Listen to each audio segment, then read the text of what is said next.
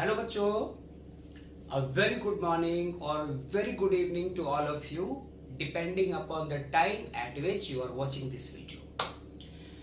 तो आज आप सबका एक बार फिर से स्वागत है हमारे बहुत ही सुंदर खूबसूरत यूट्यूब चैनल फिजिक्स ट्रैक में। और आज के इस वीडियो में, आज के इस लेक्चर में मैं आपको आपके सब्जेक्ट की कोई टॉपिक, कोई चैप्टर वगैरह डिस्कस करने नहीं जा रहा हूं। इंस्टीड मैं और आप अगले साल के नीट के जो एग्जाम्स होने वाले हैं उसके बारे में डिस्कशन करने जा रहे हैं। टॉपिक है हमारा ऑल अबाउट नीट 2024। तो इसमें करेंगे क्या हम लोग कि जितने बच्चे पास आउट है या ड्रॉपर स्टूडेंट्स है या जो एग्जामिनीज है, जो इस बार 12th के एग्जाम्स में शामिल होंगे और उसके बाद 2024 नीट के प्रिपरेशन में लगे हुए, तो उनके मन में जो कंफ्यूजन है थोड़ा इनके एग्जाम को लेकर, एग्जाम पैटर्न को लेकर, नीट के सिलेबस को लेकर, इसमें मार्क्स डिस्ट्रीब्यूशन वगैरह को लेकर, उन बातों पर हम लोग डिस्कशन करने जा रहे हैं। तो आज के इस लेक्चर में, आज के इस वीडियो में बहुत ज्यादा ध्यान रखना। और इन फ्यूचर यदि आप नीट वाले बच्चों का काम तो यह हुआ, जो जेई मेंस और जेई एडवांस वाले बच्चे हैं और अभी अननोन है, उन्होंने पहले कभी खुद को अपेयर नहीं किया है, जो पास आउट नहीं है, यदि उनको भी इंफॉर्मेशन इसी तरह से चाहिए जैसे हम लोग आज नीट की बात करें, तो कमेंट सेक्शन में जरूर लिख देना, मैं वेट करूंगा। और इसके बाद फिर बाकी डिस्कशन हम लोग इस वीडियो के दौरान करेंगे। ढेर सारी इंफॉर्मेशन शुरू के 2-5-10 मिनट में हम लोग ऊपर बातें करेंगे और फिर जिन जिन वर्ड्स को हम लोगों ने ऊपर डिस्कस किया होगा उन पे तह तो क्या कह दो आप, उनके तह तक जाने की हम लोग कोशिश करेंगे। उनमें मौजूद सारी चीजों को डिस्कस करने की कोशिश करेंगे जहां तक हो पाएगा। ऐसे तो तकरीबन 1 घंटे के आसपास का ये लेक्चर, ये वीडियो बनना चाहिए। जितनी सारी बातें डिस्कस करनी है मुझे, तो फिर भी आपको इनमें से जो बातें पहले से पता हो आप थोड़ा स्किप कर सकते हो, इसमें कोई पाप नहीं है।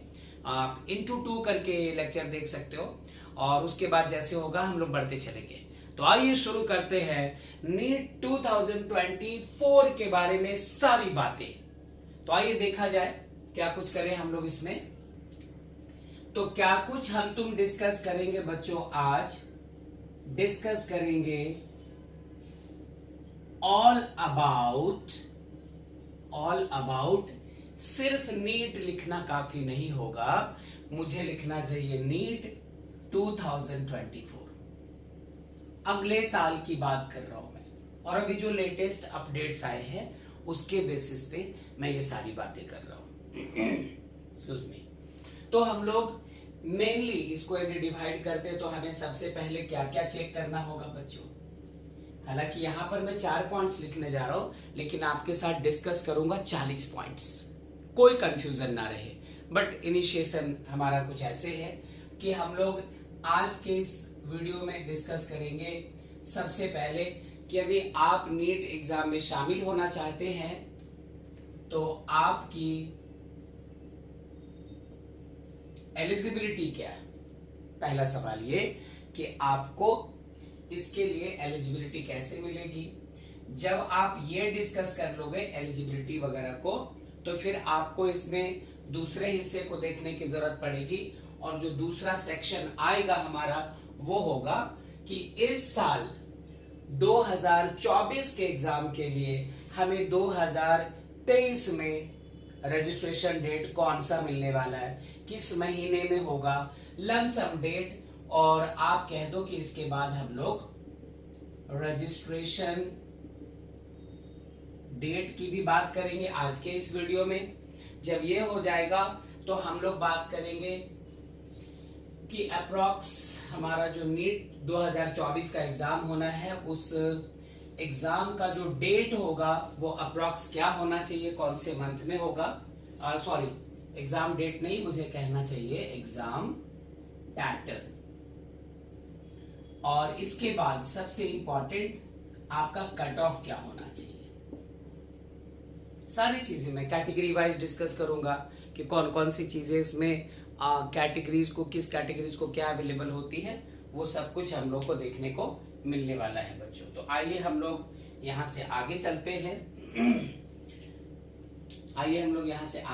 हैं। सबसे पहले एग्जामिनेशन के जो उससे रिलेटेड जो इंफॉर्मेशन है उसकी बात करने जा रहा हूं मैं। मुझे क्या लिखना चाहिए, क्या लिखना चाहिए मुझे? नीट 2024 एग्जाम इंफॉर्मेशन, ये लो लिखा मैंने। कहां लिख दूं मैं?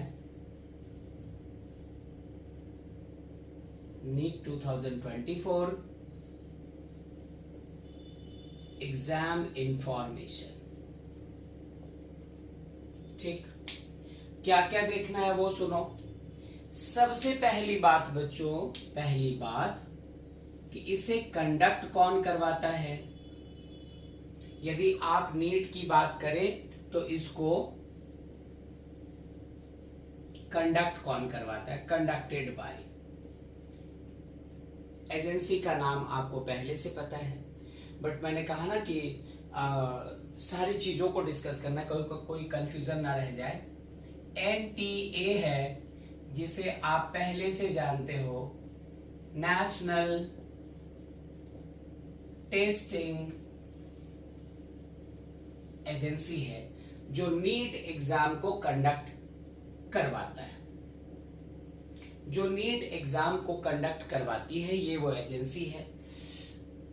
इसके बाद नीट का कुछ ऑफिशियल वेबसाइट होगा। जब नेक्स्ट ईयर आपके 12th के बोर्ड्स हो चुके होंगे, आपको एप्लीकेशन फॉर्म अप्लाई करना होगा नीट के एग्जाम के लिए, तो कौन से वेबसाइट पे आप जाओगे? इसका ऑफिशियल वेबसाइट क्या है? गूगल में जाकर आपको क्या सर्च करना है? तो मुझे कहना होगा इसका ऑफिशियल वेबसाइट। सुन रखा होगा आपने, पहले से आप इस चीज को जानते हैं, पहले से इस चीज को समझते हैं। www.nta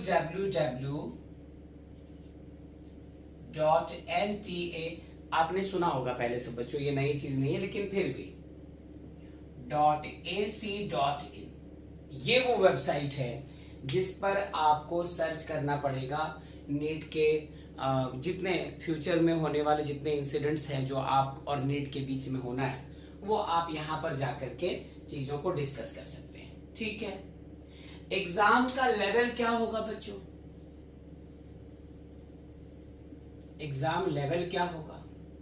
जो अभी आपका लेवल है, आप अपने स्कूल में जब एग्जाम देने जा रहे होते हो तो वो स्कूल लेवल एग्जाम भी नहीं होता, वो आपके क्लास के लेवल का एग्जाम होता है। इनफैक्ट आप अपने सेक्शन में जितने बच्चे हैं उनसे कंपीट कर रहे होते हो। सारे सेक्शंस को मिलाकर आपने अच्छा किया तो वो क्लास लेवल हुआ। एक ही शहर के 3-4 स्कूल्स आपस में टकराते हैं कि उन सारे स्कूल्स में किसने बेहतर किया, वो स्कूल लेवल हुआ। 2 अलग अलग डिस्ट्रिक्ट आ गए तो वो डिस्ट्रिक्ट लेवल हुआ, स्टेट लेवल हुआ। तो ये जो आपका एग्जाम है बच्चों, नीट का जो एग्जाम होता है, ये हमारा नेशनल लेवल एग्जाम है। पूरा भारत आपके साथ इस दौड़ में शामिल रहेगा। बहुत सारी बातें हैं, तो मैं आपको कहता हूं कि ये है क्या, हमारा नेशनल लेवल एग्जाम है। बहुत अच्छी बात है, बहुत अच्छी बात है। जब आप इस एग्जाम में शामिल होंगे, पूरे इंडिया के बच्चे इसमें शामिल होते हैं, north India, south India, east west, हर तरफ के बच्चे। तो अब बात आती है ये एग्जाम है किस टाइप का, ये किस टाइप का एग्जाम है, इस एग्जाम का टाइप क्या है। टाइप मतलब हुआ जैसे आपने सेकेंडरी एग्जाम दिया, 10th बोर्ड अपना, सीनियर सेकेंडरी का एग्जाम अभी आप दोगे 12th बोर्ड, या फिर आप पास आउट हो तो सीनियर सेकेंडरी का एग्जाम आपने दे रखा है। 12th के बाद तो ग्रेजुएशन होता है ना बच्चों, जो बच्चे कॉलेज में जाते हैं सीधे BCom BSc वगैरह करने के लिए, तो वो उनका ग्रेजुएशन होता है। ठीक वैसे 12th पास करने के बाद आप मेडिकल कॉलेज में रहोगे, ये तो ठीक है, बट आपको डिग्री लेवल का अंडर ग्रेजुएट कोर्स मिलेगा। मतलब आप इसको कह दो कि एग्जाम का टाइप कौन सा हुआ, एग्जाम का टाइप कौन सा हुआ, ये हुआ हमारा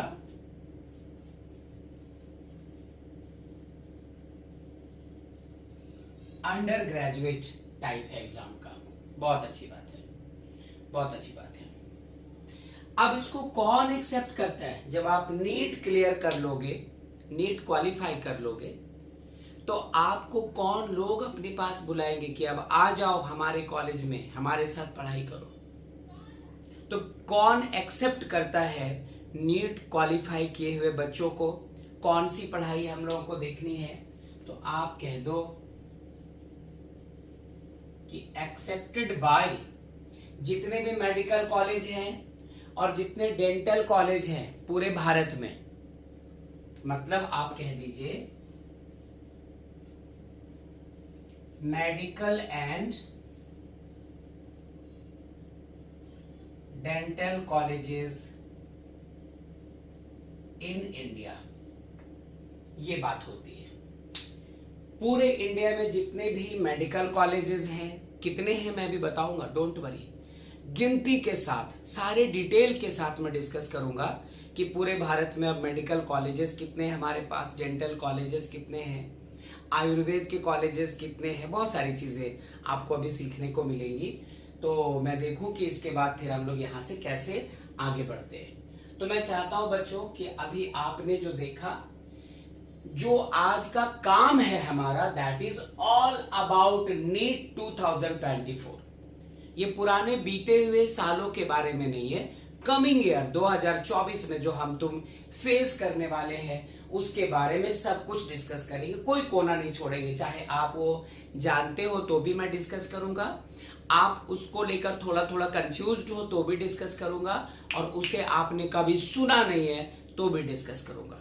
इस वीडियो के बाद आपको नीट के बारे में किसी सीनियर से बात करने की जरूरत नहीं है, आपके कोचिंग के टीचर से पूछने की जरूरत नहीं है।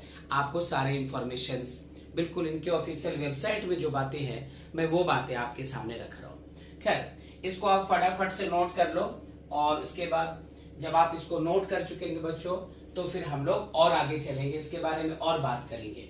या एक सेकेंड ठहर जाओ, मुझे मजबूरन सिर्फ मार्कर के कलर्स चेंज करने पड़ रहे हैं, हालांकि ये थोड़ा लाइट चल रहा है।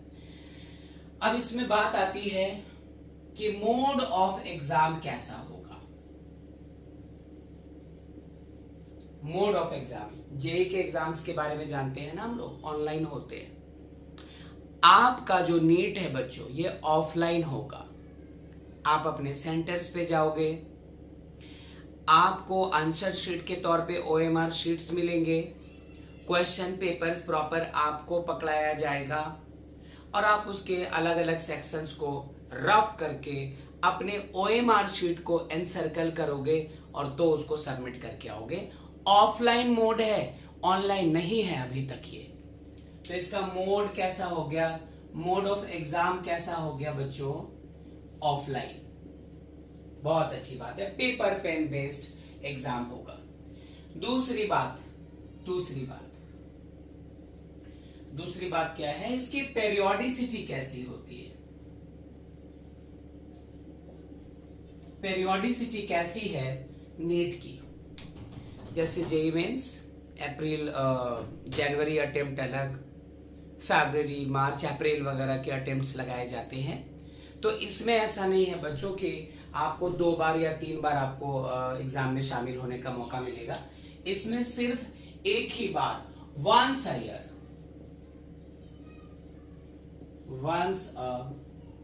ईयर। तो हम लोगों को यहां पर ये बात करनी है कि ये साल में सिर्फ एक बार ये नीट का एग्जाम हुआ करता है, 2 बार नहीं।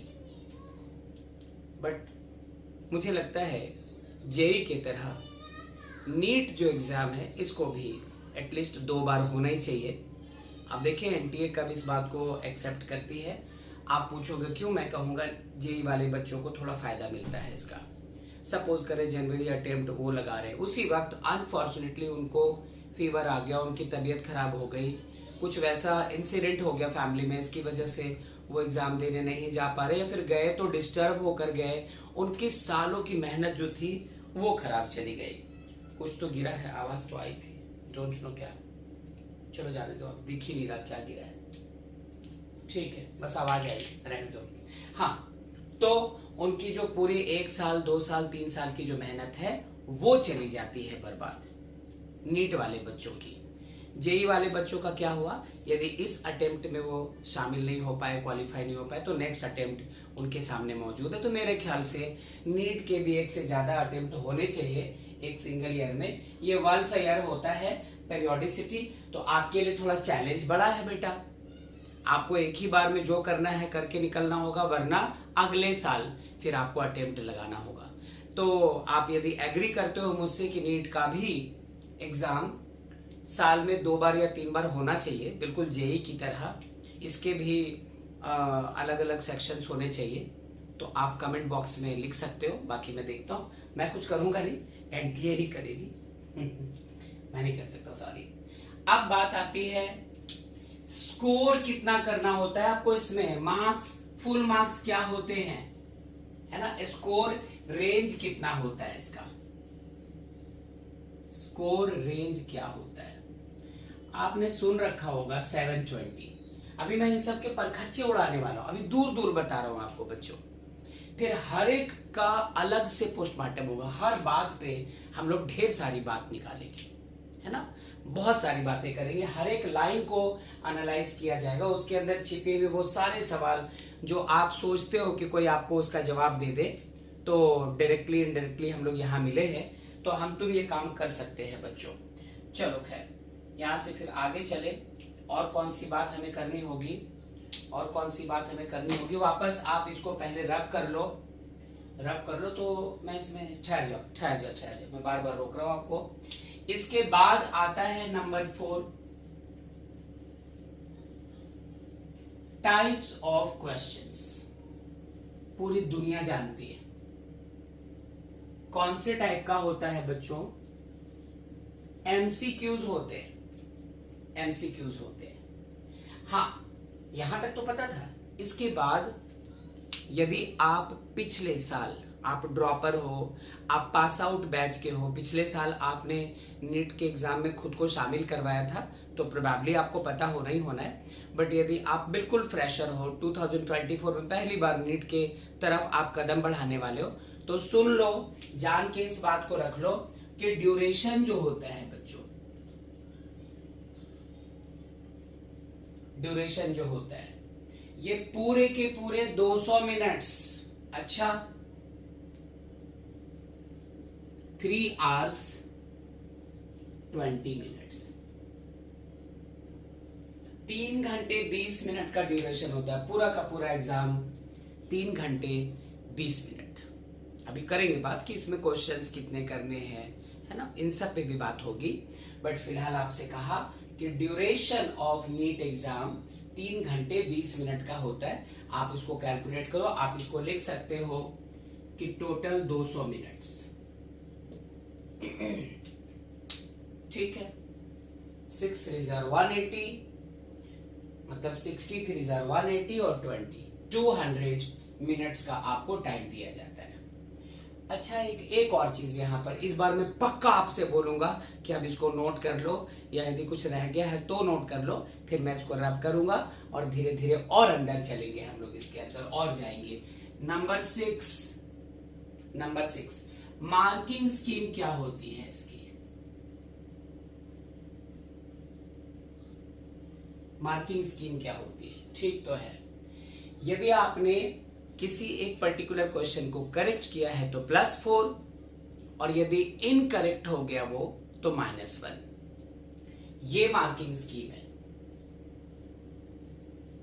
करेक्ट पे +4 और इनकरेक्ट पे क्या, -1। ये मार्किंग स्कीम है। मैं फिर से बताता हूं, आपको लग रहा होगा कि मैं सारी बातें कर रहा हूं, बहुत सारी बातें हमें भी करनी है, बहुत सारी बातें। तो पहले आप ये सारा कुछ देख लो, ऑल अबाउट नीट 2024 देखा, कहा कि एलिजिबिलिटी की बात होगी, रजिस्ट्रेशन डेट की बात होगी, एग्जाम पैटर्न की बात होगी, कट ऑफ की बात होगी। उसके बाद इधर ब्लू में हम लोगों ने लिखा कि नीट 2024 एग्जाम इंफॉर्मेशन जो हमें चाहिए थे कि यदि कंडक्ट करता है तो NTA national testing agency, official website इसका www.nta.ac.in, exam level national level होता है, पूरे भारत के बच्चे पार्टिसिपेट करेंगे। एग्जाम टाइप अंडर ग्रेजुएट ये एग्जाम होता है, ये कोर्स के लिए, अंडर ग्रेजुएट कोर्स के लिए एक्सेप्ट करता है। जब आप इसको क्वालिफाई करोगे तो पूरे इंडिया के जितने मेडिकल कॉलेजेस हैं, जितने डेंटल कॉलेजेस हैं, उन सब में आपको एडमिशन मिल सकता है, दाखिला मिल सकता है। इसके बाद रेड में लिखा तीसरे टाइप की बात को कि मोड ऑफ एग्जाम इसका ऑफलाइन होता है, ऑनलाइन नहीं होगा, पेन पेपर बेस्ड होगा। Periodicity once a year. Score range क्या होता है, मैक्सिमम 720 का पेपर आपको मिलेगा। टाइप ऑफ क्वेश्चंस क्या होते हैं, सारे के सारे एमसीक्यू। कितने वक्त का होता है, 200 मिनट, 3 घंटे 20 मिनट का। और मार्किंग स्कीम क्या है, यदि आपने करेक्ट किया तो ये +4 और इनकरेक्ट किया है तो -1। तो मैं उम्मीद करता हूं यहां तक की बातों को आप अपने दिमाग में रख चुके होंगे। अब मैं चाहता हूं कि आप इसको फटाफट नोट करो, फिर हम तुम आगे चलते हैं, इसके बारे में और बात करते हैं बच्चों। चलो, आई होप कर लिया होगा। मिटाया। यदि नोट ना किया हो, समझने में मुश्किल हो, वीडियो में आप थोड़ा पीछे चले जाओ, वापस चले जाओ और इन हिस्सों को दोबारा एक बार अच्छे से देख समझ लो, देख समझ लो।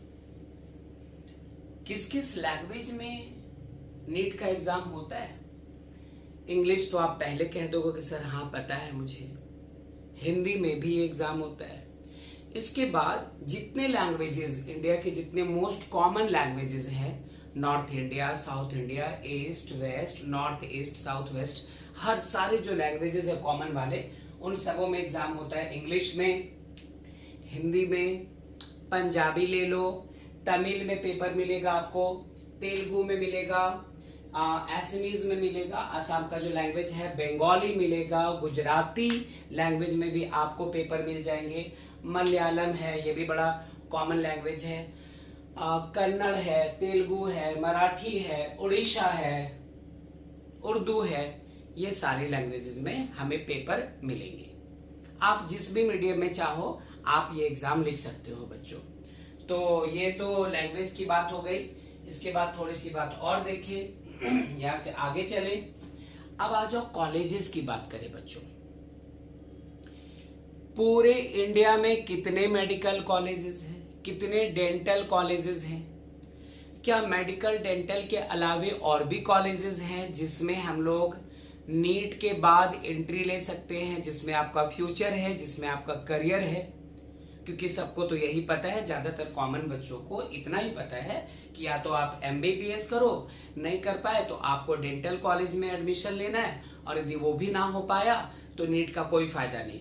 बट इसके बाद भी जगह है बच्चों, इसके बाद भी रास्ते हैं। तो उसके पहले मैं उनके नाम भी लिखूंगा और पूरे भारत में ऐसे कितने कॉलेजेस हैं इसकी भी बात करेंगे ना। डोंट वरी, सबके नाम नहीं लिखने वाला हूं, कॉलेजेस के नाम हम लोग डिस्कस नहीं करेंगे।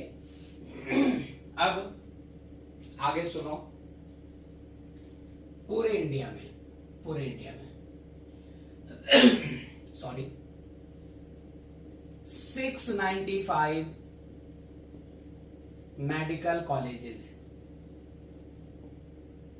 ठीक है? पूरे इंडिया में टोटल 695, तकरीबन 700 मेडिकल कॉलेज है, ठीक है? मेडिकल कॉलेज के बाद आप बात करो डेंटल कॉलेजेस के, तो 318 है पूरे इंडिया में डेंटल कॉलेजेस, ठीक है? बहुत अच्छी बात है। Medical college 695, dental college 380। AIIMS कितने हैं बच्चों? एम्स कितने हैं? दिल्ली एम्स है ना, मैं भी बात नहीं करता हूं। एम्स कितने? टोटल 20 एम्स है पूरे इंडिया में। टोटल 20 एम्स कॉलेजेस है, ठीक है? एम्स से थोड़ा नीचे चले हम लोग, 2 कॉलेजेस है बच्चों, जिपमर, सिर्फ 2, ध्यान रखिएगा, 2 जिपमर कॉलेजेस है। इसके अलावे और क्या है? 914।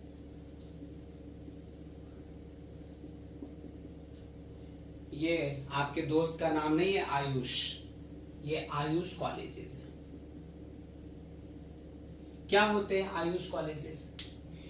जहां पे आयुर्वेदिक की पढ़ाई चलती है, जहां पे होम्योपैथ की पढ़ाई चलती है, जहां पे टच थेरेपी की पढ़ाई चल रही होती है, और मैं क्या बता दूं, हाँ, जहां पे इलाज करवाने के लिए जब लोग पहुंचते हैं तो उनको इंजेक्शन नहीं दिया जाता, उनका ऑपरेशन नहीं किया जाता, बस बाहर बाहर कुछ ऑयल है, कुछ मसाज है, इस तरह के ट्रीटमेंट दिए जाते हैं। अभी बीते साल, थोड़ी पुरानी मूवी की बात कर रहा हूं, आपने वो मूवी सुना होगा तेरे नाम, उसमें जब राधे भैया को चोट लगती है सर पे तो उनको भेजा जाता है श्रीपुर धाम ना, हॉस्पिटल में ठीक नहीं हो पाते, मेंटली गड़बड़ी हो जाती है उनको, तो श्रीपुर धाम भेजा जाता है ना। एक मठ सा होता है, कुछ साधु महात्मा वगैरह होते हैं और उनको सुलाकर ऑयल गिराया जाता है, बूंद बूंद करके उसको फिर उस तरह से मालिश की जा रही होती है ना। तो वो जो उस तरह की जो पद्धति हमारी कंट्री में है बच्चों, वो आयुष कॉलेजेस में पढ़ाए जा रहे होते हैं। इसके अलावे 47 और कॉलेजेस है जहां कोई नहीं जाता है। BVSC colleges and AH colleges,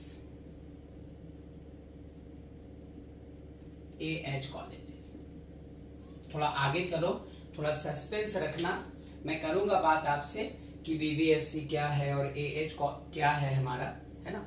animal husbandry, इसका पति से कोई लेना देना नहीं है, मैं करूंगा बात इस बारे में, बट इसको ना तो कोई जानता है ज्यादा, ना तो इस तरफ कोई एडमिशन लेने जाता, मैं भी सजेस्ट नहीं करूंगा। मैं जब इसको बता चुकूंगा आपको कि ऐसी चीज है, तो मैं आपको खुद सजेस्ट नहीं करूंगा कि यहां जाओ ही मत। तो आप जरा समझो कि ये है सिचुएशन हमारे इस इंडिया में। यदि आपको एक डॉक्टर बनना है तो उसके लिए इतनी चीजें, इतनी बिल्डिंग्स, है ना, इतने कॉलेजेस अवेलेबल है आपके पास। डोंट यू थिंक कि कम है बच्चों? इतना बड़ा भारत, तकरीबन 150 करोड़ की आबादी, सिर्फ 695 700 के आसपास मेडिकल कॉलेज है जहां पर आप MBBS करते हो, डॉक्टर्स वहां से आगे चलते हैं। खैर चलो जो भी हो, अब थोड़ी थोड़ी बात और कर लेते हैं हम लोग कि क्या क्या और कर सकते हैं। मैं इसको मिटा देता हूं, आप जल्दी से वीडियो पॉज करके नोट कर लो, है ना। बहुत सारी बातें अभी होनी बाकी है बच्चों। जितनी चीजों में बता दूंगा आज, उससे आपका मन भर जाएगा, फिर आपको नीट के बारे में किसी से कुछ नहीं पूछना रहेगा। बस चलो मैं मिटा दूं इसको। मिटा दूं, चलो ठीक है। ये तो कॉलेजेस की बात हुई, कितने कितने कॉलेजेस हैं उसकी बात हो रही है। अब बात आती है, मैंने शुरू में ही लिखा था कि एलिजिबिलिटी। अरे ऑल अबाउट नीट 2024 में आप एलिजिबल हो कि नहीं हो पहले वो तो पता रहना चाहिए। तो फिर लेट मी टेल यू कि अब हम लोग एलिजिबिलिटी की बात करने जा रहे हैं। सबसे पहली एलिजिबिलिटी जो आप में है बच्चों, यदि आप इंडिया में रहते हो तो नेशनैलिटी क्या होनी चाहिए? जो आपकी है, जो आपकी है इंडियन, ठीक है। तो बोलो सर ये बात पता थी, आगे बताइए। आगे सुनो, नंबर 2, कितने अटेम्प्ट्स आप दे सकते हैं? नंबर ऑफ अटेम्प्ट्स कितने दे सकते हो आप? कितने दे सकते हो?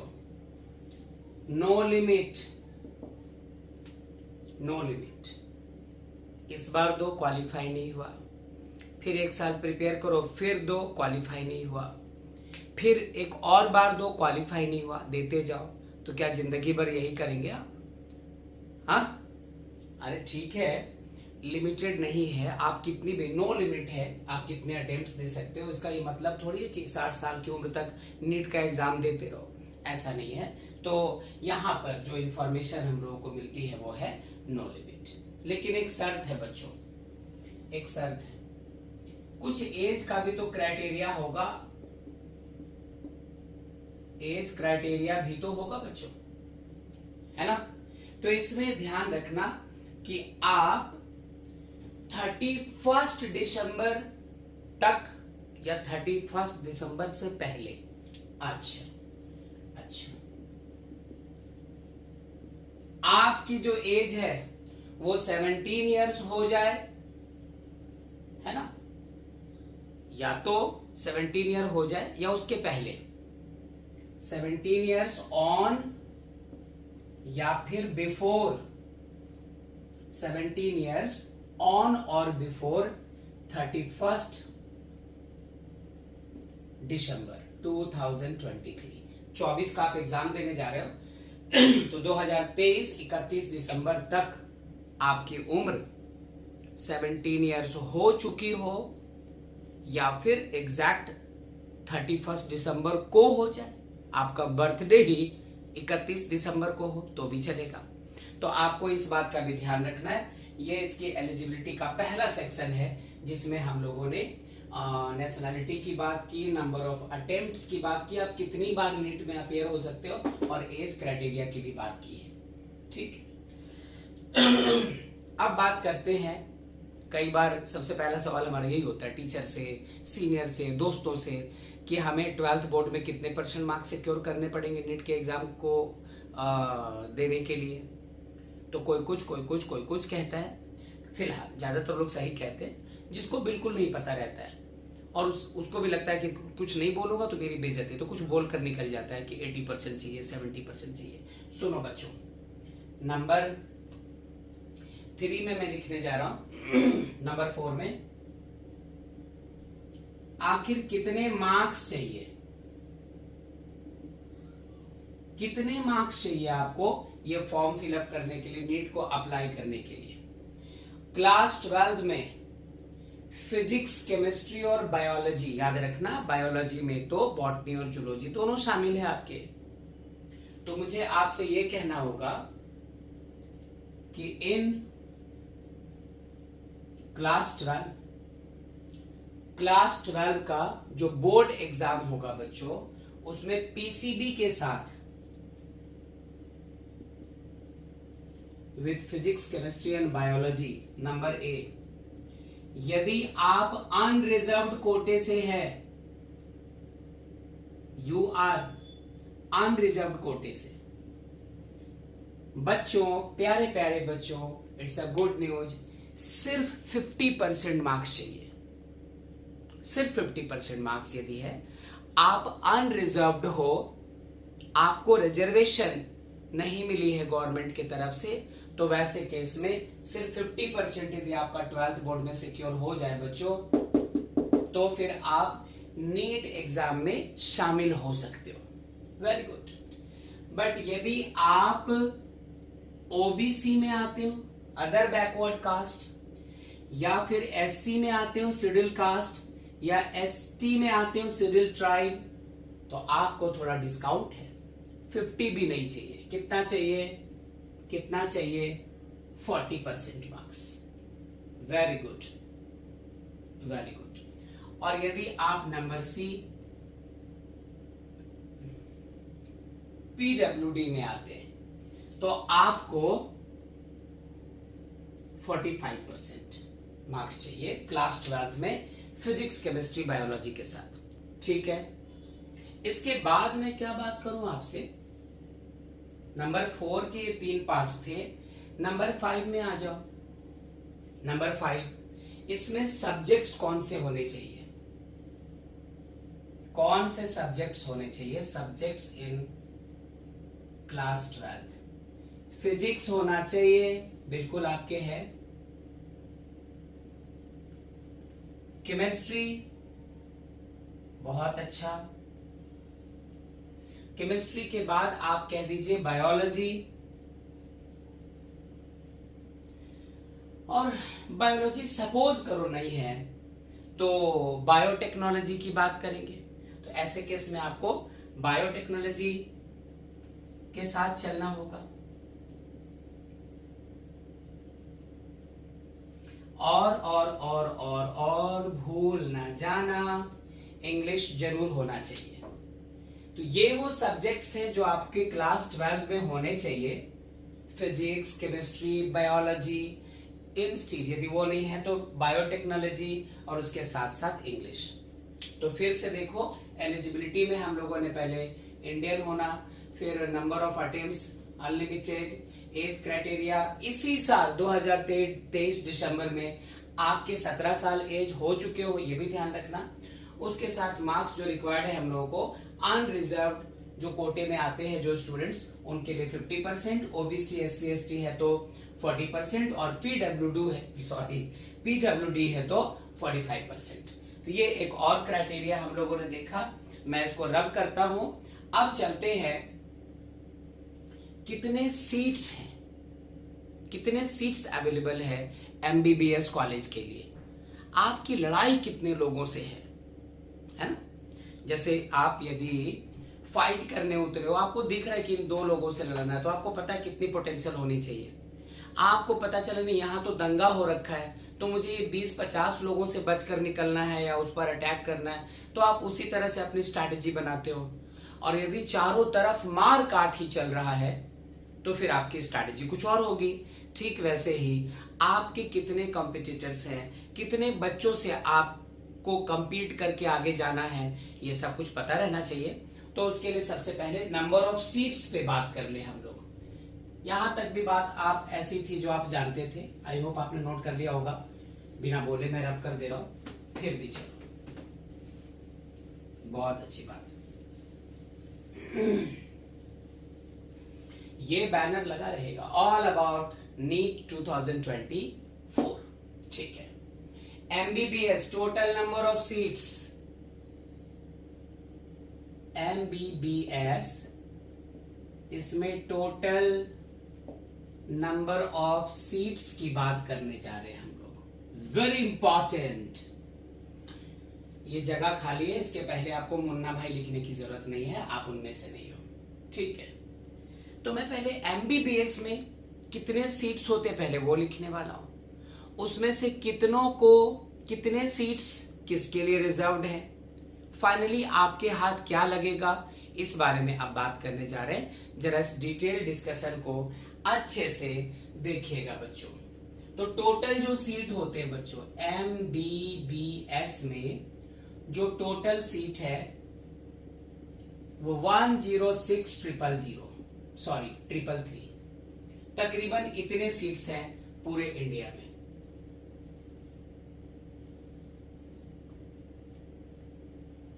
एक 1,06,333 अप्रॉक्स इतने या एग्जैक्ट इतने ये सीट्स हैं, जिसके लिए पिछले साल 22 लाख स्टूडेंट्स नीट में शामिल हो रहे थे।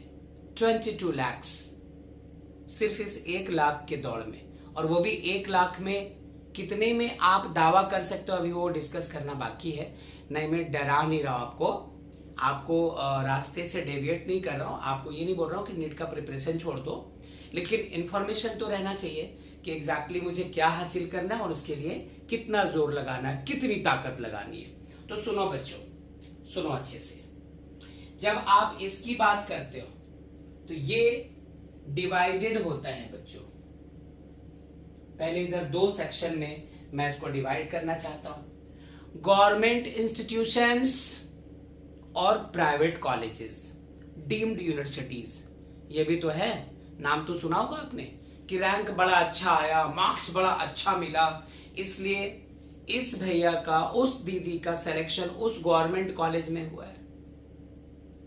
मार्क्स खराब हो गए इसलिए उनको प्राइवेट कॉलेजेस में जाना पड़ा। तो मैं आपको बताना चाहता हूं कि इसमें से तकरीबन 50-50 का हिसाब चलता है। आप समझ कर चलो 55,468 तब तकरीबन इतने सीट्स गवर्नमेंट कॉलेजेस को जाते हैं। गवर्नमेंट इंस्टीट्यूशन जो होते हैं, जो मेडिकल कॉलेजेस होते हैं गवर्नमेंट की तरफ से, उनके पास होते हैं बच्चों। ठीक है, इतने सीट्स होते हैं गवर्नमेंट इंस्टीट्यूशंस के पास। Very good.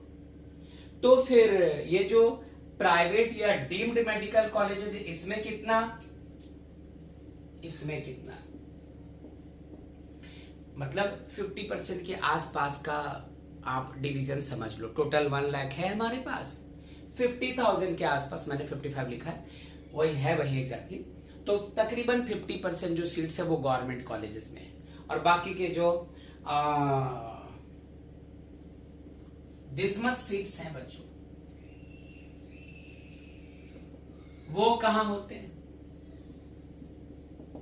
ये प्राइवेट या फिर डीम्ड मेडिकल कॉलेजेस के पास होते हैं। क्या इस बात को सुना आपने? क्या इस बात को देखा आपने? 55,000 और ये 50,000 समथिंग। अब मैं ये नहीं बोलूंगा कि ऐड करके देखो कि टोटल हो रहा है कि नहीं, क्योंकि बीच में कुछ और भी खेल होता है। अभी मैंने जिपमर की बात नहीं की है ना, कहा था ना कि जिपमर की बात नहीं की है, एम्स की बात नहीं की है। तकरीबन 2044 seats,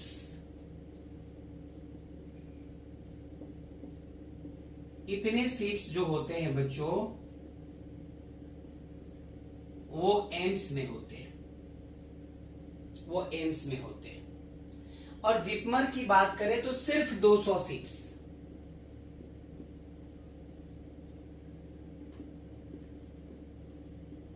in JIPMER. Very good. तो ओवरऑल कुछ ऐसा डिस्ट्रीब्यूशन है पूरे भारत में। पिछले साल 2022 में 22 लाख स्टूडेंट्स ने रजिस्टर किया था नीट एग्जाम के लिए, और सीट कितनी थी? तकरीबन 1 लाख। उसमें अभी और डिस्ट्रीब्यूशन बताना बाकी है मुझे। 50% गवर्नमेंट इंस्टीट्यूशन में सीट है, तकरीबन 50% के आसपास, और बाकी यहाँ पर आपको प्राइवेट या जो डीम्ड कॉलेजेस है वहां पे है। और उसके बाद भी कुछ तकरीबन 2000 के आसपास एम्स में सीट होते हैं और 200 के आसपास जिपमर में होते हैं। तो मैं उम्मीद करता हूं कि आप इस बात को यहां तक तो फ्लो चार्ट से समझ चुके हैं। अब यहां पर यह बात नहीं कि बीडीएस का क्या, आयुष का क्या, है ना, उसके साथ बीवीएससी का क्या, एएच का क्या, है ना, उनके बारे में भी तो जानना है हम लोगों को। तो आप फटाफट इसको नोट कर लो, वीडियो पॉज करके, फिर हम लोग यहां से आगे की तरफ चलते हैं। जल्दी जल्दी बच्चों, चलो नोट हो चुका है ना?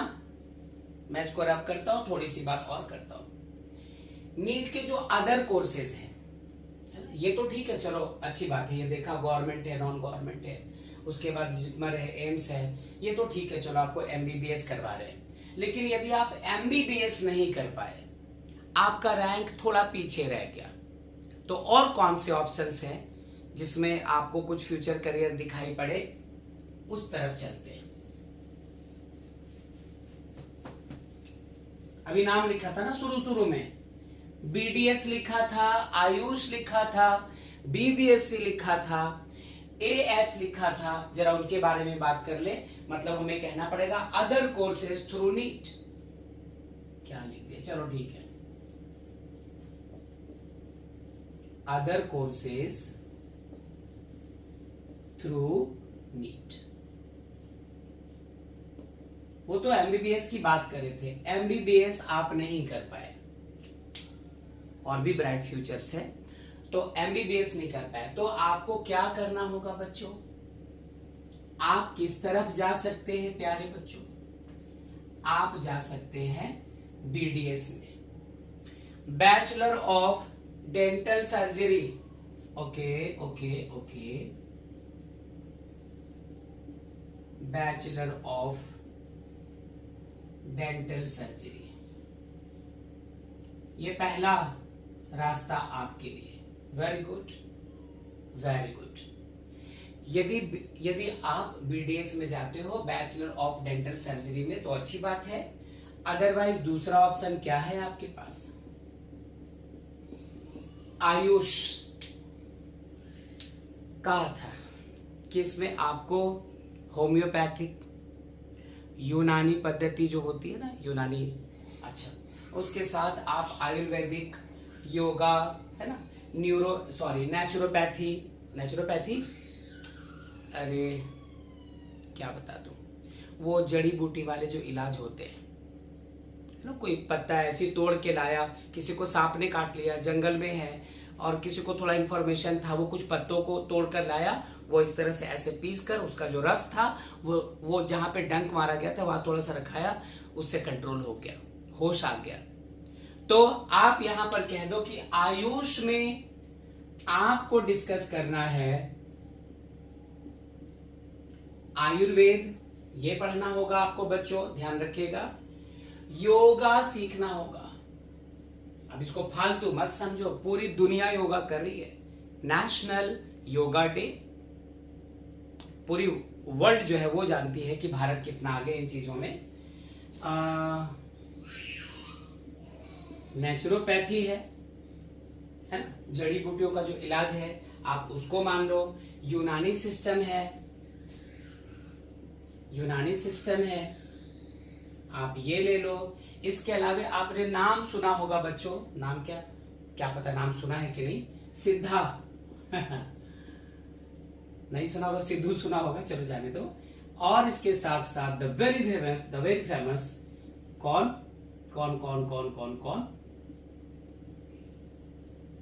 होम्योपैथी। तो ये जो चीजें हैं हमारी, ये आयुष में आ रहा होता है।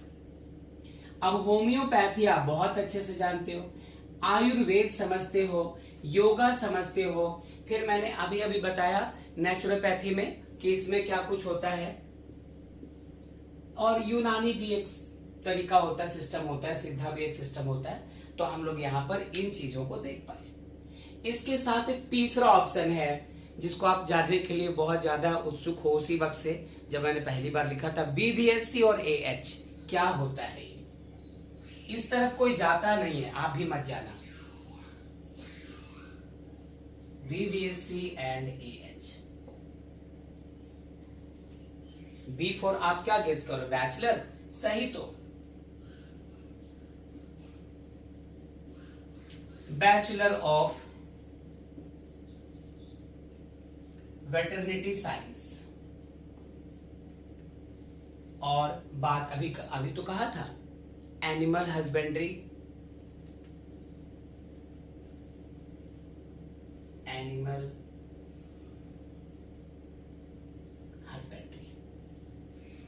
इस तरफ मत ही जाना बच्चों, इस तरफ की सोचना ही मत, नौबत नहीं आएगी उस तरफ जाने की।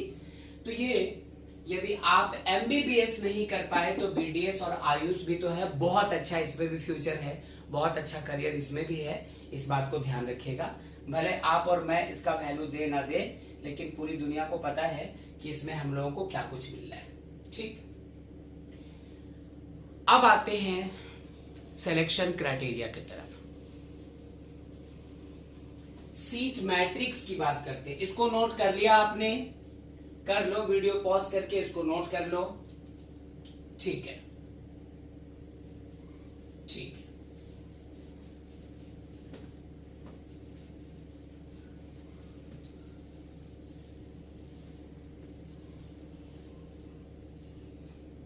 अब आइए हम लोग बात करते हैं सीट मैट्रिक्स के बारे में। क्या है ये सीट मैट्रिक्स, किस बारे में बताकर जाएगा वो सुनना होगा। कहा कि नीट जो अंडर ग्रेजुएट कोर्स है उसके जो सीट का जो एलोकेशन है वो कुछ बातों पर डिपेंड करता है। नीट अंडर ग्रेजुएट कोर्स जो है हमारा, इसका जो सीट एलोकेशन है, सीटों का जो बंटवारा है, कैसे कैसे सीट इसके डिस्ट्रीब्यूट होंगे, वो किस चीज पर बेस्ड है। Seat allocation is based on, किस बात पे बेस्ड है, ध्यान से देखना। बात आती है कि इसमें आप ऑल इंडिया कोटा में आते हो। नीट के लिए ऑल इंडिया कोटा है, नीट ऑल इंडिया कोटा लिख देता हूं मैं।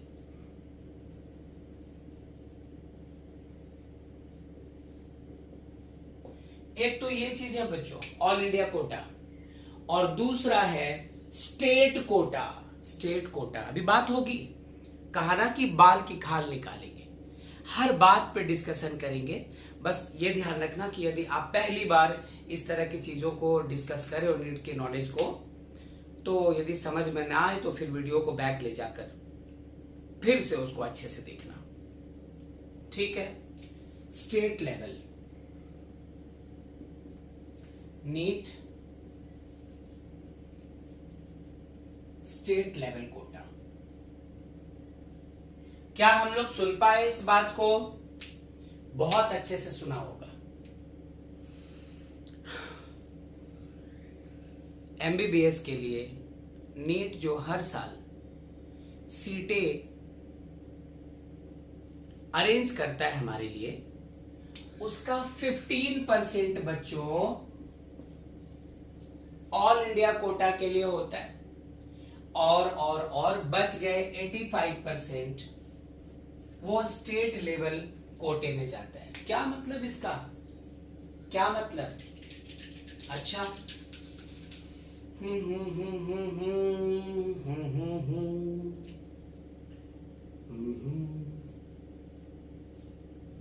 गवर्नमेंट मेडिकल कॉलेज जो कि नागपुर में है, मुंबई नागपुर, आप इसका एग्जाम्पल ले लो बेटा। इसका नाम ही है जीएमसी कॉलेज, जीएमसी नागपुर ऐसा इसको कहते हैं। वेलोर में है ना कॉलेज सीएमसी, वैसे ये जीएमसी है, ठीक है। जस्ट सपोज, उसमें एग्जैक्ट कितनी सीटें हैं उसके बारे में बात नहीं कर रहा हूं, जस्ट सपोज कि उसमें टोटल 1000 सीट्स है। टोटल सीट्स कितने हैं?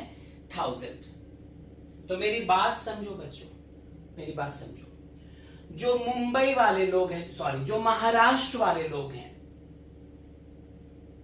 उनके लिए, चूंकि वो स्टेट, वो कॉलेज कहां है? नागपुर में, महाराष्ट्र में। तो चूंकि वो कॉलेज महाराष्ट्र में है, तो इसके बेसिस पे आप इस बात को समझो कि जो महाराष्ट्र स्टेट के जो स्टूडेंट्स होंगे, जो महाराष्ट्र के रहने वाले होंगे, उनके लिए आउट ऑफ 1000 इतनी सीटों में से 85% 850 सीट्स रिजर्व्ड है उसी स्टेट के स्टूडेंट्स के लिए, क्योंकि ये जो कॉलेज है वो महाराष्ट्र स्टेट में है। तो उस स्टेट के जो लोकल स्टूडेंट्स हैं उनके लिए रिजर्व्ड होगा 850 सीट्स। किसके लिए बच्चों? For state level students. अब आप जा रहे हो यूपी से, आप जा रहे हो बिहार से, आप जा रहे हो पंजाब से उसी कॉलेज में, आप तमिलनाडु से जा रहे हो, आप आंध्र प्रदेश से जा रहे हो, आप गुजरात से जा रहे हो, किसी दूसरे स्टेट से जा रहे हो, तो वैसे केस में सिर्फ बचे हुए 150 सीट्स, 150 सीट्स होंगे फॉर अदर स्टेट स्टूडेंट्स। यदि आप वहां एडमिशन लेने गए, आपको पता चला ये सारी सीटें फुल हो चुकी हैं और इनमें से अभी भी 100-250 सीट्स बाकी है, आप कहोगे कि मैं दूसरे स्टेट से आ रहा हूं, तो मुझे आप इनमें से जो सीट्स अवेलेबल हैं, आप इनमें से मुझे सीट दे दो, एडमिशन दे दो, तो दे विल नॉट, क्योंकि ये उसी स्टेट के स्टूडेंट्स के लिए रिजर्व्ड होता है जिस स्टेट में वो कॉलेज मौजूद है। तो आप यहां पर यह भी ध्यान रखना, जब आप स्टेट चेंज करोगे तो आपके लिए सीट्स की पॉसिबिलिटी थोड़ी कम हो जाएगी। आप अपने ही स्टेट के किसी कॉलेज में यदि अटेम्प्ट लेते हो तो वो आपके लिए ज्यादा आसान है बच्चों। खैर, अब यहां के बाद आप इसको नोट कर लो, रिजर्वेशन की बात कर ले। आपको ये भी तो पता रहेगा और किस किस कैटेगरी वालों को गवर्नमेंट कितनी सीटें दे रही है कि ये आपका ही है, आपसे बचेगी तो किसी को जाएगी वगैरह वगैरह। खैर, तो मैं इसको पहले रब करता हूं, आप इसको नोट कर लो। आई होप कर लिया होगा। मिटा दूं, चलो 1 2 3 4 रब, मिटा दिया, मिटा दिया। अभी इस 850 में भी एक बात होने वाली है। ठहरो, ये रहने दो मुझे। 1000 सीट्स जिसके बंटवारे की बात आप कर चुके हैं। अब इसमें से 850 और 150 का खेल आपके सामने है। अब आइए बात करते हैं कि ये जो SC ST है, OBC है, इनका रिजर्वेशन कैसा है। तुम बोलोगे देख तो लिया उनका रिजर्वेशन, वो कुछ और देखा था आपने। अब आप देखो शीट्स में रिजर्वेशन।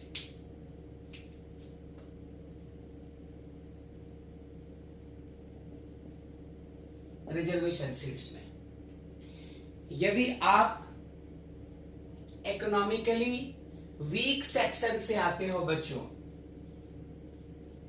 इकोनॉमिकली वीक सेक्शन से आते हो, है ना, आप फाइनेंशियली कमजोर स्टूडेंट हो, ब्रिलियंसी है, आपने एग्जाम अच्छा से दिया, मार्क्स अच्छे से हासिल किया है, तो आपके लिए 10% सीट्स रिजर्व है।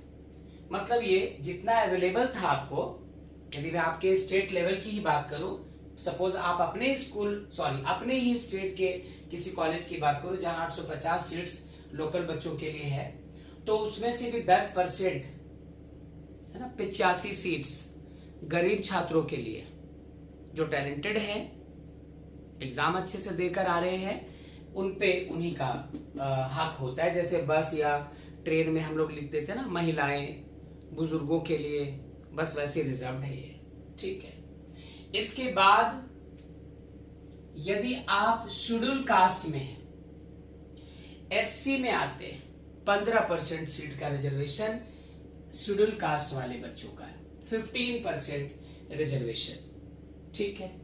यदि आप शेड्यूल ट्राइब में आते हो, शेड्यूल ट्राइब SC नहीं ST में आते हो, 7.5% सीट्स रिजर्व्ड है आपके लिए, ठीक है। नंबर 4, आप आते हो अदर बैकवर्ड कास्ट में, OBC में आते हो बच्चों, OBC में, तो आपके लिए 27% का रिजर्वेशन है। और आप हो बच्चों PWD में, PWD समझते हैं ना, पर्सन विद डिसेबिलिटीज, है ना, पांव में प्रॉब्लम है, हाथ में प्रॉब्लम है ना, डिसेबल पर्सन है, PWD, पर्सन विद डिसेबिलिटीज में है। आपके लिए बच्चों 5% सीट्स रिजर्व्ड है। माय गॉड, जरा टोटल जोड़ो तो 10 और 15 25 और ये 5 30 और 27 57 और ये तकरीबन आप इसको 7-8 जो भी मान के चलो, है ना, 63 का जो परसेंटेज है वो इधर रिजर्व्ड में चला गया है। यहां देखो, यदि हम में से कोई जनरल है तो उनका जिक्र नहीं है, तो आप समझो फिर 850 में 60-40 का बंटवारा होगा। ये जो 850 सीट्स हैं, ये तकरीबन इसमें 425, मैं अप्रॉक्स बता रहा हूं, 425 जो सीट्स होंगे बच्चों वो अनरिजर्व्ड के लिए है, एंड बाकी के जो 450 सीट्स हैं वो रिजर्व्ड कोटे के लिए, तो 425 सीट्स हो गए। तो एक स्टेट में 425 सीट, है ना। खैर चलो, तो ये एक बात हो गई हमारी। हम लोग यहां से थोड़ी आगे चलते हैं। मैं इसको रब करने जा रहा हूं। क्या मैं इसको रब कर दूं बच्चों? आपने इसको पॉज कर लिया, आपने इसको नोट कर लिया है क्या? चलो ठीक है। मैं मिटाता हूं। अब एक्सपेक्टेशंस वर्सेस रियलिटी, क्या उम्मीद थी, क्या मिल पा रहा, उस बारे में बातचीत करने जा रहे हैं। सुनना, मिटा रहा हूं मैं इसको।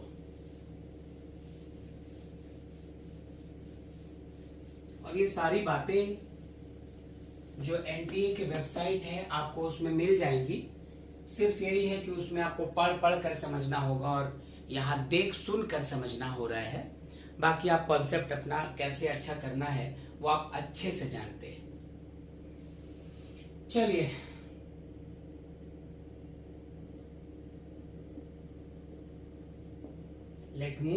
लेट्स मूव टुवर्ड्स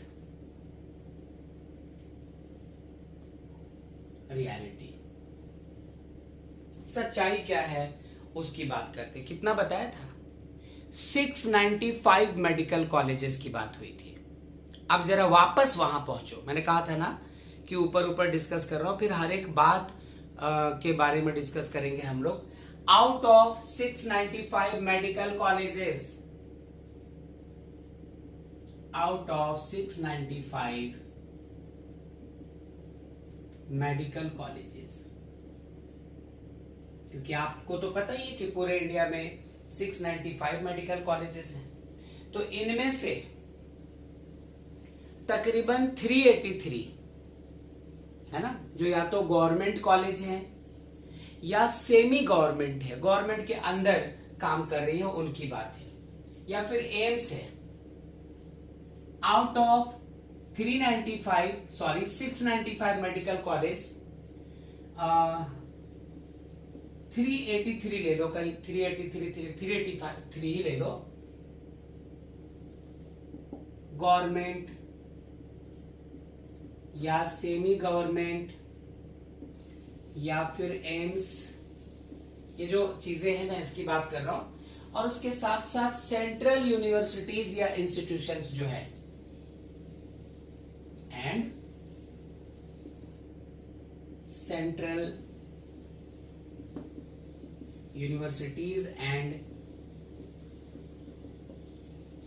इंस्टीट्यूशंस, ये इनके पास है। मतलब मैं ऐसे बताऊं कि इतने मेडिकल कॉलेजेस हैं जिनमें से इनका 50% तकरीबन इनका 50% गवर्नमेंट कॉलेजेस हैं या सेमी गवर्नमेंट है या एम्स है या सेंट्रल यूनिवर्सिटी, जैसे आप डीयू को जानते हो, दिल्ली यूनिवर्सिटी है ना, मुंबई यूनिवर्सिटी, तो ये उनके अंडर में आते हैं बच्चों, ये भी ध्यान रखिएगा। और 22 लाख से ज्यादा स्टूडेंट्स फिर इनके लिए अप्लाई करते हैं, है ना, अपीयर होते हैं एग्जाम्स में। तो आप लिख सकते हो कि इसके बाद more than 22 lakh students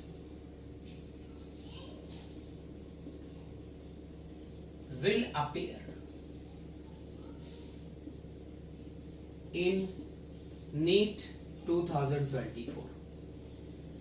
ये बस इसी के आसपास स्टूडेंट्स 2023 में भी अप्लाई कर रहे थे। आपको यहां पर भी ऐसी बात मिलेगी, इसको नोट कर लो। ये एक सच्चाई है, आप इसको अच्छी सच्चाई बोलो, कड़वी सच्चाई बोलो, जो भी बोलना है बोलो। अब बातें तो बहुत सारी हैं, अब मैं जल्दी इसको कंक्लूड करूंगा क्योंकि वीडियो काफी लंबा हो रहा है। एक छोटी सी बात कहकर उसके बाद सिलेबस में आप देखोगे तो चीजों को ध्यान से देखना कि जितनी चीजें आपको इस दौरान सिलेबस से हटाई गई है वो सारी चीजें आपको नीट में मिलने वाली है।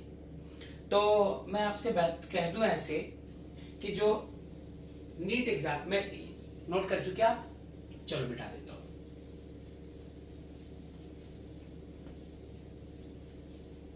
कहीं मैंने कॉलेजेस के स्पेलिंग गलत तो नहीं लिखी थी? अब तो मिटा दिया, आप कुछ नहीं कर सकता। ये रहा क्वेश्चन का बंटवारा, ये रहा आपके नीट का क्वेश्चन पेपर, जिसके 3 हिस्से किए मैंने ऐसे। ये सारे के सारे क्वेश्चन हैं यहां पर, जिसमें से फिजिक्स, 25% क्वेश्चंस फिजिक्स के होंगे, केमिस्ट्री के 25% क्वेश्चंस आपको मिलेंगे और 50% क्वेश्चंस, बहुत अच्छा, आपको बनना भी तो डॉक्टर है, ये कहां से आएंगे बच्चों? बायोलॉजी से, जिसमें से 25% बॉटनी और 25% जूलॉजी की बात होगी। तो कुछ ऐसी बात है। अब मैं बस थोड़ी सी बात कर लूं आपसे, थोड़ी सी बात और कर लूं, बात करो कि आप जो प्रिपरेशन करोगे वो कैसे करोगे। तो एनसीईआरटी बुक छोड़ना मत बच्चों। केमिस्ट्री और बायोलॉजी ये आप एनसीईआरटी को फॉलो करते जाओ, 90% चीजें उठा के वहीं से रखी जाती है नीट में। फिजिक्स के मामले में थोड़ी गड़बड़ी है। ऐसा नहीं बोलता हूं कि एनसीईआरटी टच ही मत करना, कुछ ऐसी चीजें हैं जिसके लिए आपको रेफरेंस बुक के तरफ जाना पड़ेगा। ऐसा नहीं कि मतलब एनसीईआरटी पूरी तरह से छोड़ दो फिजिक्स के मामले में, लेकिन कुछ कुछ ऐसी चीजें हैं जिसके लिए आपको रेफरेंस बुक का रुख करना पड़ सकता है। एनसीईआरटी भी दो, ओल्ड एनसीईआरटी और न्यू एनसीईआरटी। न्यू एनसीईआरटी में कुछ चैप्टर्स हटाए जा चुके हैं, आपने देखा होगा, तो आप इस बात का ध्यान रखना, आपको ओल्ड भी पढ़ना है और न्यू भी पढ़ना है। क्योंकि जो चैप्टर्स हटाए वो आपके 12th बोर्ड से हटाए, 11th 12th से हटाए, स्कूल से हटाए गए। नीट वालों ने कुछ नहीं हटाया, तो वो तो आपको पुराने एनसीईआरटी में मिलना है। तो दैट्स वाई इस तरह से आपने एक आउटलाइन लिया है ना इन सारी चीजों का। बातें तो और भी है, बट ज्यादा लंबा वीडियो में कर नहीं सकता, तकरीबन मैंने सारी बातें बता दी हैं। अब आपको ध्यान रखना है कि लड़ाई कैसी है और उसके लिए आपकी पढ़ाई कैसी है। तो आज का ये लेक्चर, आज का ये वीडियो हम तुम यही खत्म करेंगे बच्चों। हाँ, यदि इसके साथ साथ इसी तरह से एक सेक्शन आपको चाहिए कि हमें तो जेईई मेंस और एडवांस का भी पैटर्न समझना है, तो कमेंट बॉक्स में लिख दीजिएगा। ऐसे तो मैं बनाऊंगा ही, फिर भी आप लिखोगे तो थोड़ा जोर पड़ेगा, मैं जल्दी वो वीडियो बनाऊंगा। तो ठीक है बच्चों, thank you very much, bye bye, take care.